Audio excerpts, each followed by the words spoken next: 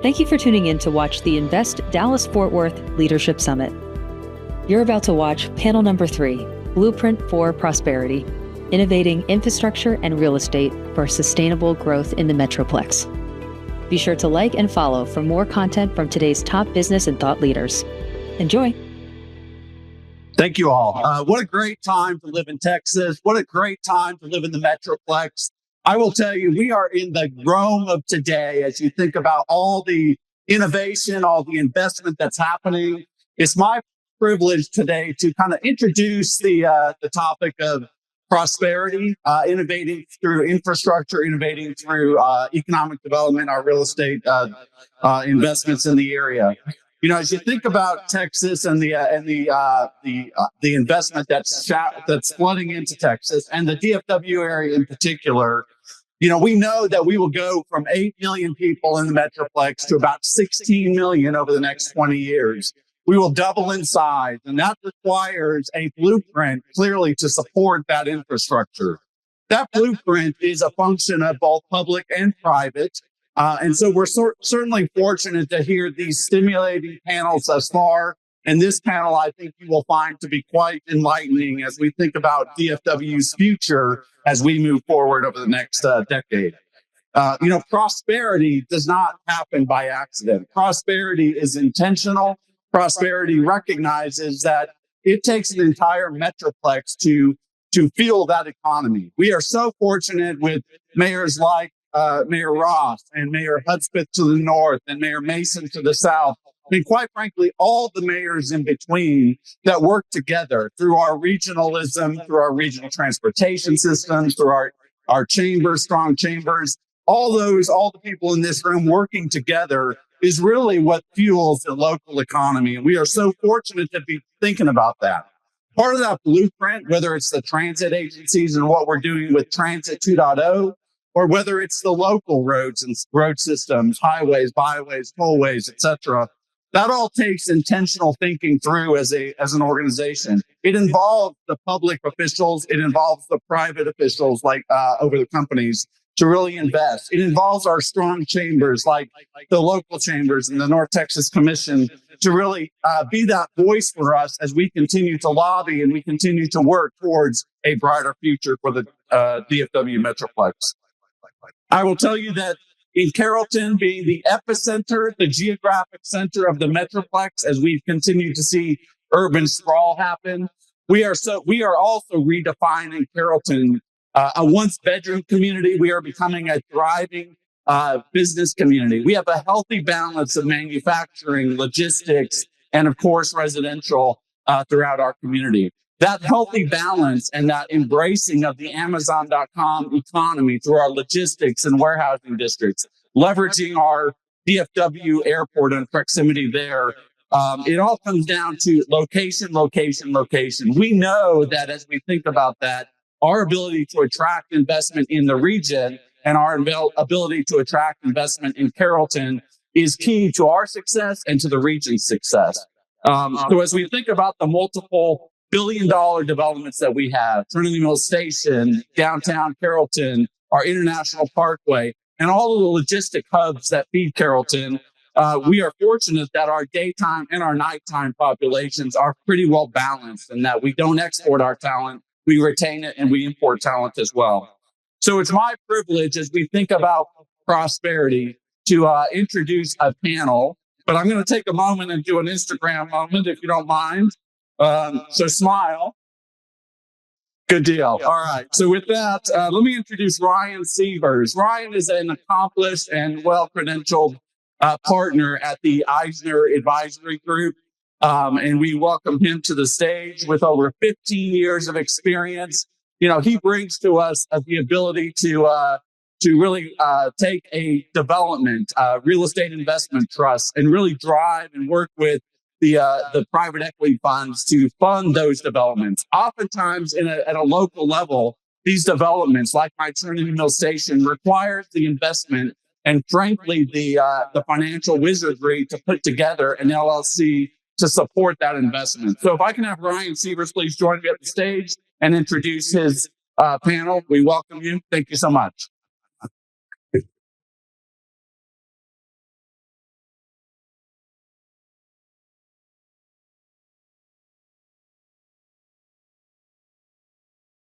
Thank you. Appreciate the introduction. Can you hear me? So the key with what I get to do on a daily basis is I get to work with people like those, like you in this room, that are creating value and improving our communities. And that's what we get to do on a daily basis, and that's what we get to enjoy. So I'd like to give the panel an opportunity to introduce themselves quickly, and then we can get started.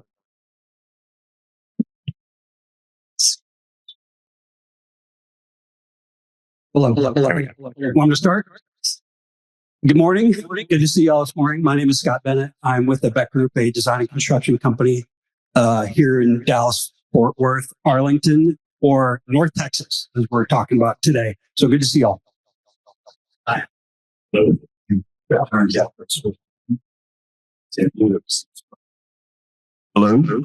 Hi, my name is Phill Geheb. I'm with Matthews, the Senior Vice President. We're a development company based in Dallas. We have offices in Dubai, Vancouver, and Toronto. And we really serve as a program manager and developer for infrastructure, mostly social infrastructure projects around North Texas. Eric Gilbert, principal at Scot Reid General Contractors. Bill Cawley, developer based in Dallas. We do office, multifamily, and industrial. Thank you all. Thank you for being here today. Thank you for joining us. So I'm picking up on the theme here today, and that's growth, explosive growth. And if you've been around the metroplex, obviously you've seen it. The question becomes, what do we do with that? How do we ensure that that growth creates a sustainable environment, long-term viability?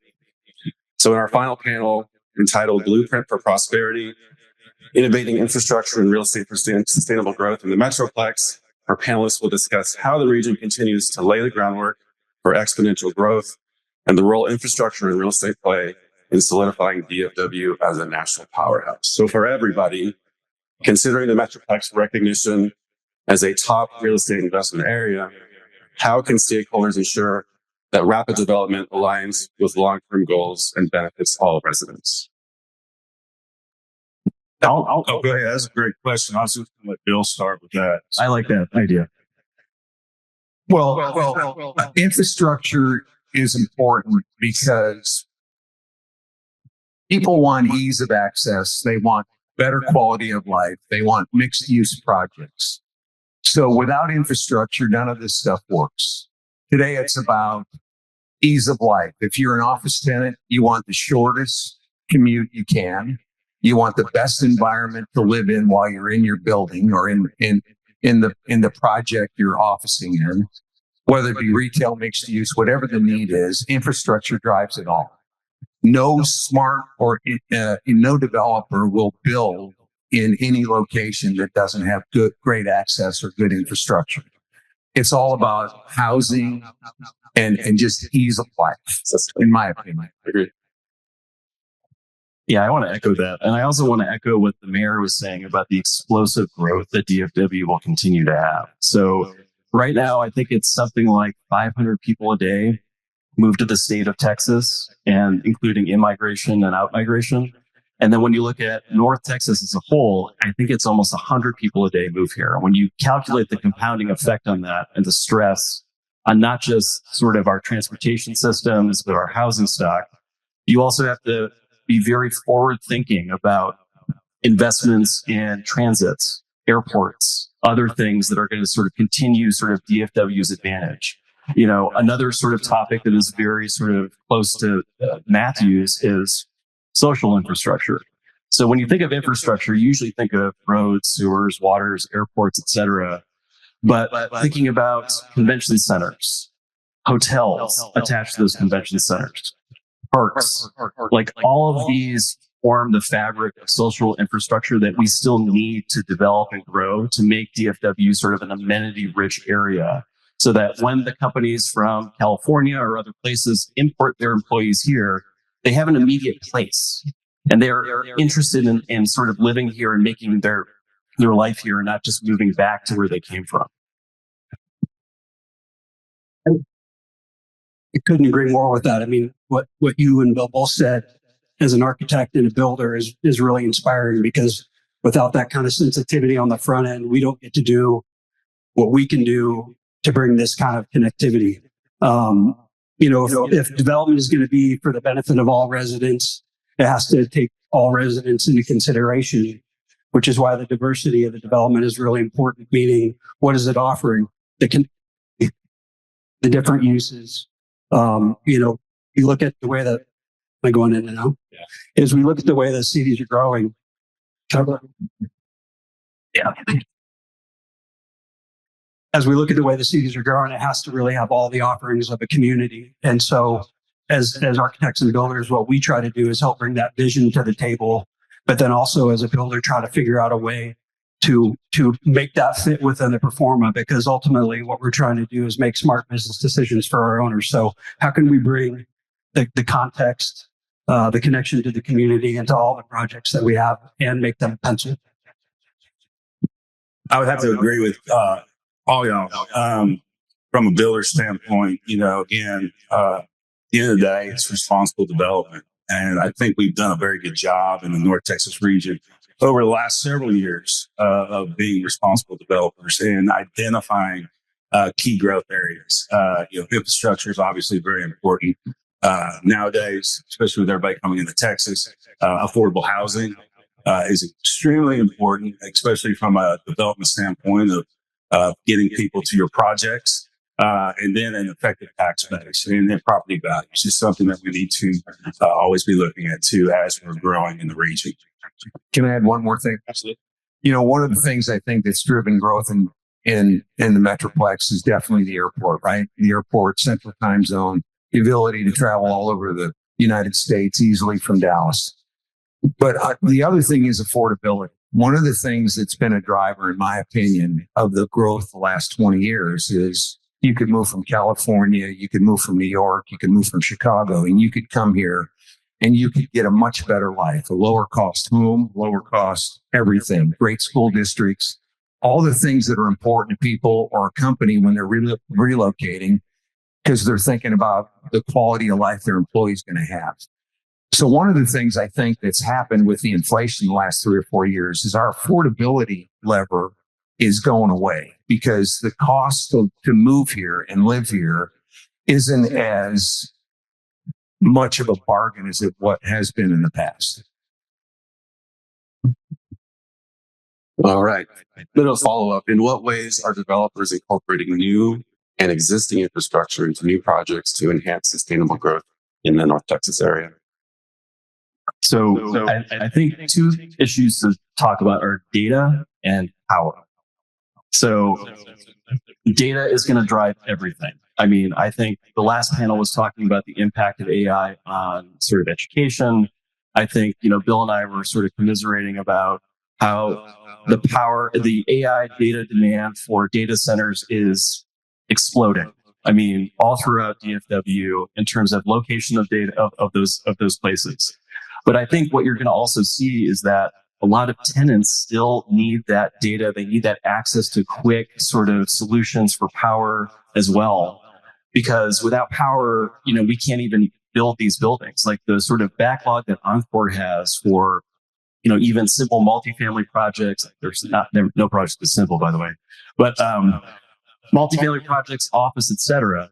It's hard to sort of get on the grid, if that makes sense. And so I know that from our experience in dealing with ERCOT, they are looking at a lot of different ways to get sort of the renewable power from West Texas over to East Texas. And there's lots of, talk about battery storage systems.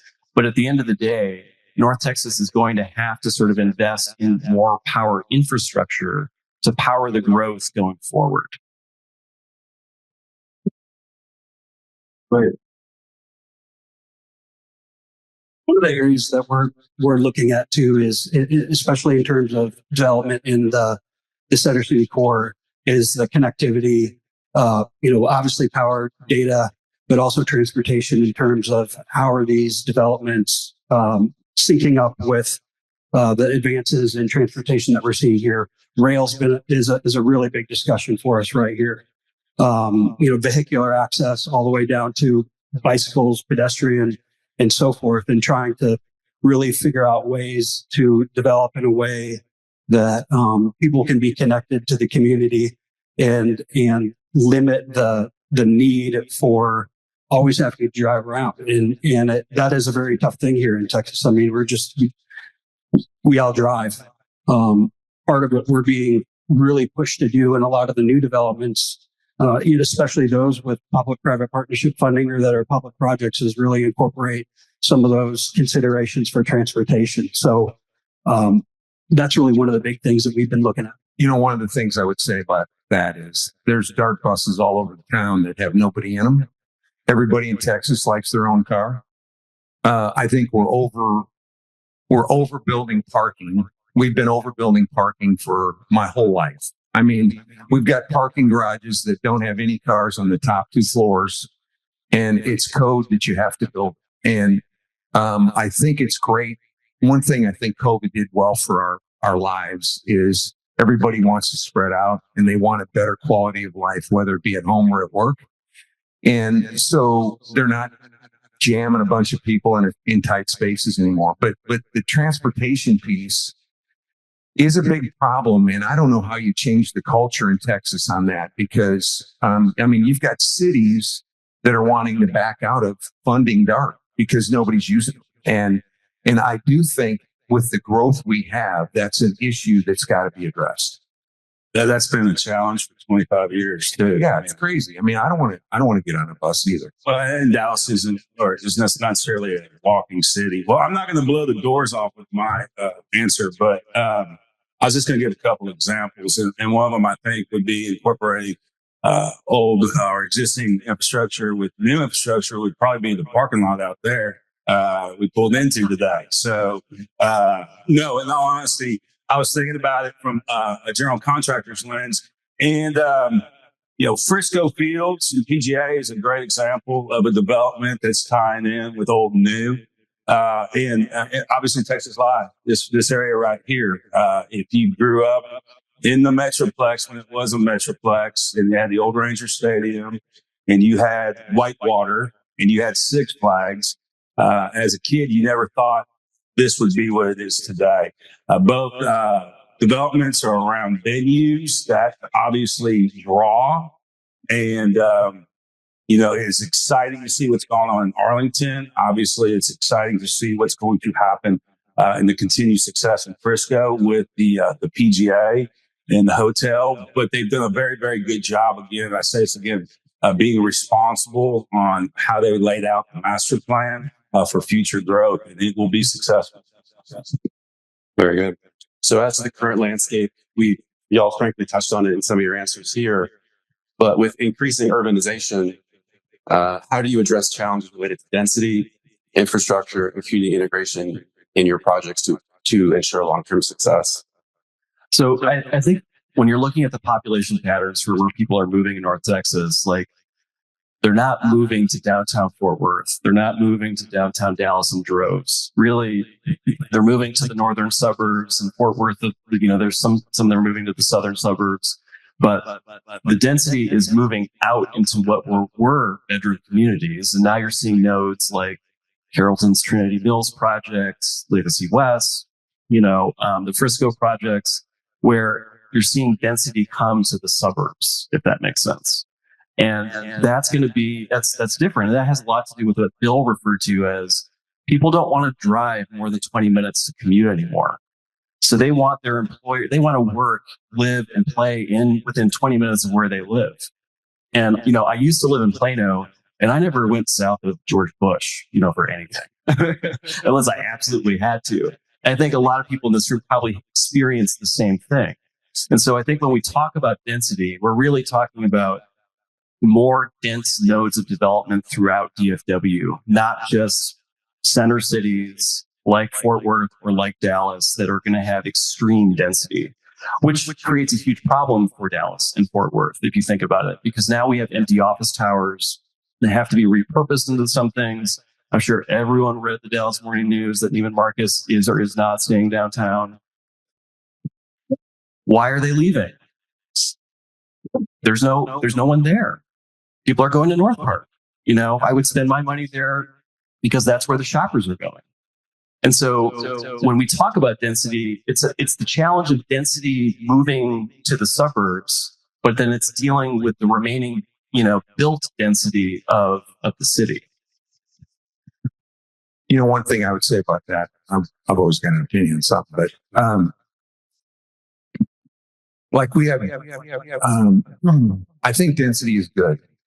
As a developer, really what you're trying to do is get out of the risk position. So when you're looking at something and you want to build something that you're going to be proud of, it's just about protecting your capital and building something that people will want.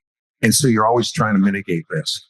And density creates bigger projects, more risk, longer timelines.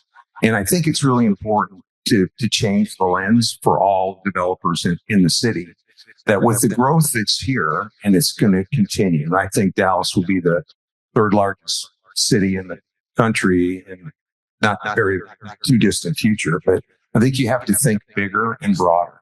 And it's about accessibility. Like I look at, and again, I'm sitting in Arlington. I think what they've done, this city has been very progressive in how they've got the Cowboys and the Rangers and built what they've built here. But you go to like Knox Street in Dallas. Knox Street is very cool. The accessibility scares the tar out of it. I mean, I don't know how you go make that easily accessible if there's future or more growth there. So I think we've got a lot of planning to do to get the make sure that we're planning for the future growth and the density that's going to be required to feed the people coming here. I agree with all those statements. It's you're right. It's in the city. It's on the periphery. It's both. And how do you make both work to the best that they possibly can? How do you make the outside communities have something special? It's a little bit like I mentioned earlier. It's being able to provide these nodes where people can exist, where they can live, work, and play in their communities, and don't necessarily have to do the 40-minute commute. So it's exciting to be a part of these. I think we're right on the fringe of massive growth and expansion this way. We've seen it in other areas.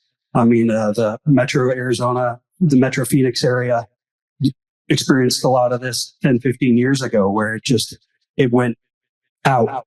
And then all of a sudden you had a city that was so broad and it helped maintain costs, but eventually they come back in and come out. So it's trying to keep the long game, I think, in perspective and make sure that what we're doing today has the vision and the quality to sustain the future. But to be clear, I don't want to be Los Angeles. Where you can't drive anywhere in that city, maybe 5 miles and it takes you 45 minutes, right? I don't want to be Chicago, where all the density's downtown and you go outside of the city and it's not great. Like DFW has a real moment here where we have it's almost like a healthy density almost, but it's still a challenging density to work with when we're talking about sort of the sprawl of the region. People who are new to the region don't understand. I think we're 13 counties as a sort of official MSA. And that is a gigantic geography, if you think about it. Yeah, but the people, like what you said, when you lived in Plano, you didn't go past 190. I mean, people who live in Arlington, right? I mean, they'll venture off to different cities, but you're going to live within the city you're in. So you want the services and the quality of life you want within that city. So I lived in Plano too, and I loved it. And now I live in the Park Cities, and I love it. And I live two totally different lives. I think one city is more walkable than the other. I mean, I think walkability is another thing that we did not focus on in the past that has become a big issue, right? Because again, it's about quality of life. You go to Europe, people walk everywhere. And I do think the embracing that issue is great because I think it's the better quality of life. And then one last thing, and I'll shut up, I promise. I don't believe you. I don't believe it. A breach. The power deal is a big deal. Power is a big deal. For years, when we would be stressing our grid, we would take manufacturing to China or Asia or Mexico or whatever, and then the grid would be relieved. So we have not poured any money into the power grid. And we're at a day of reckoning with data centers and technology and all the growth. It's a problem. And it's going to be a problem. It's something we're going to have to find alternative uses other than electric power. And like we've been involved in some data center business, and they're just sucking up power. And I think it's something that's got to be addressed immediately.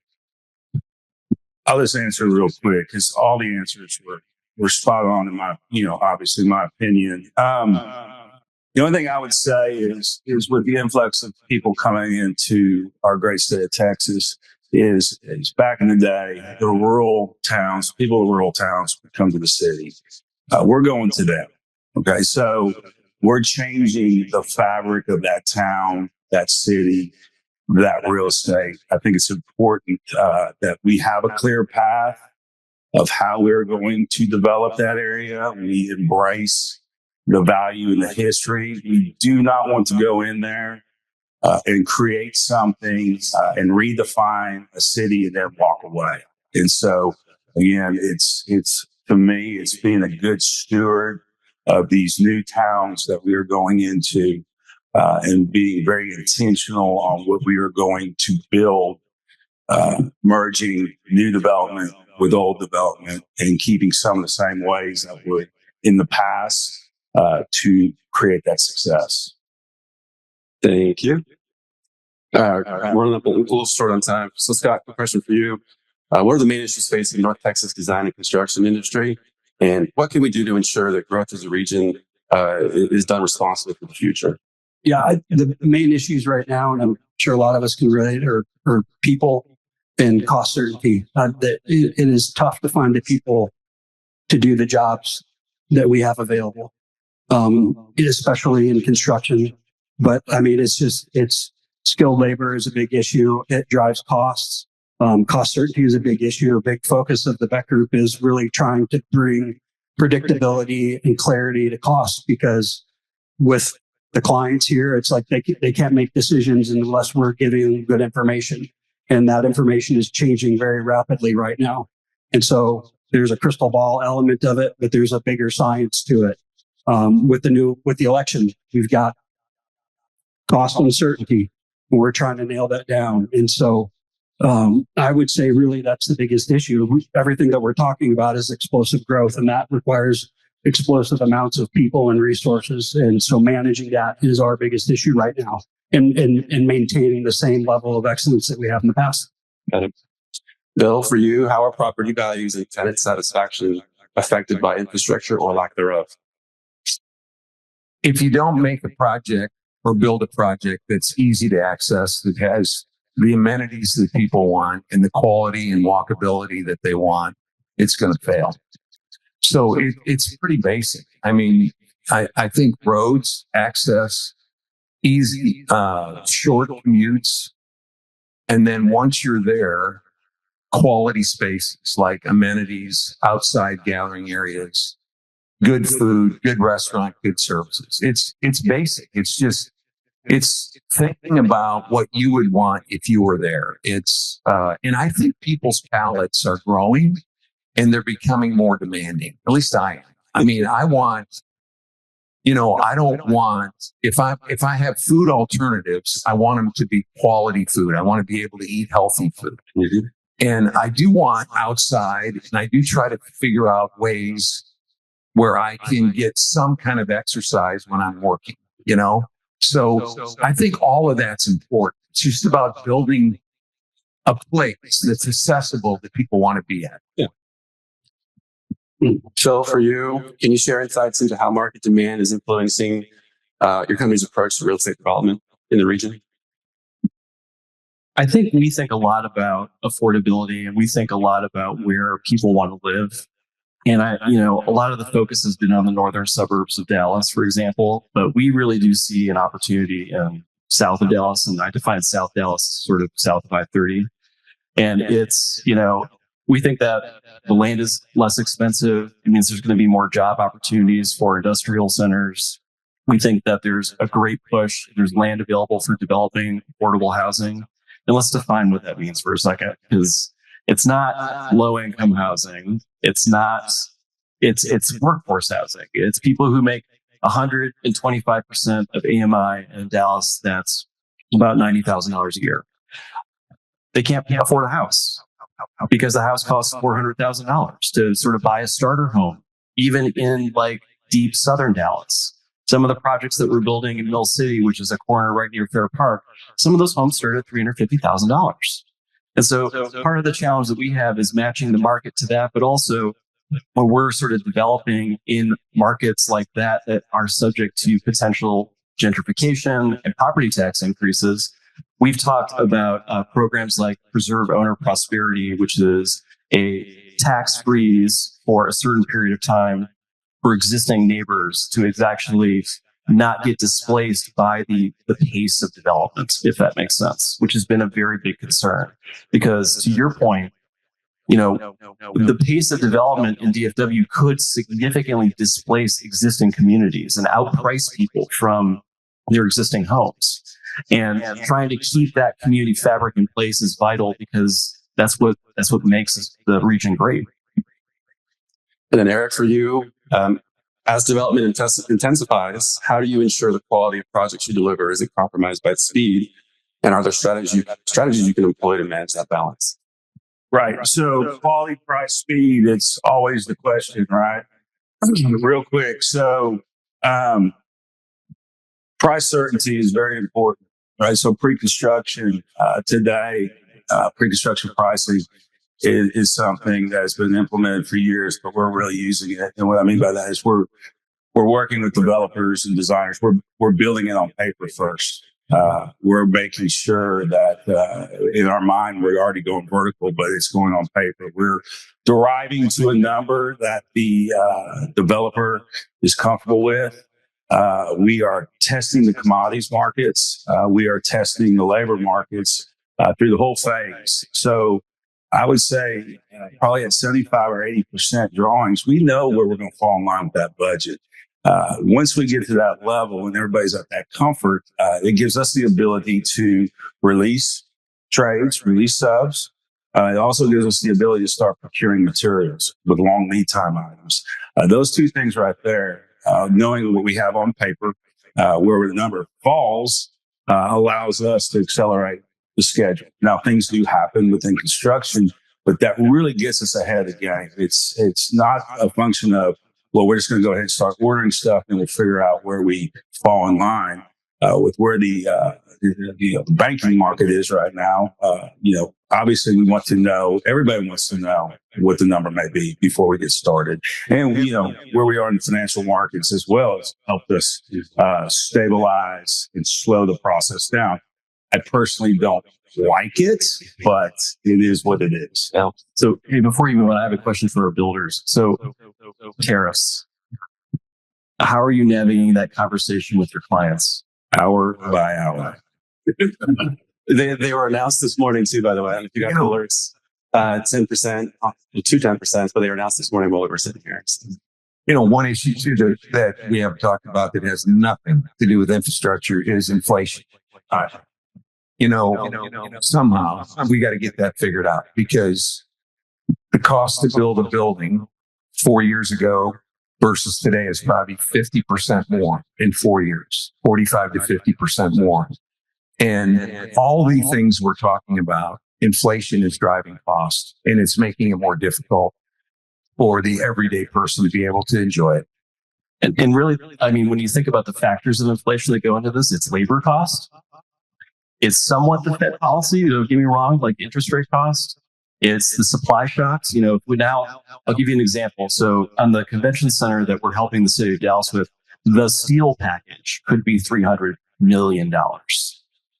If a 25% tariff is imposed on that, it could be $400 million.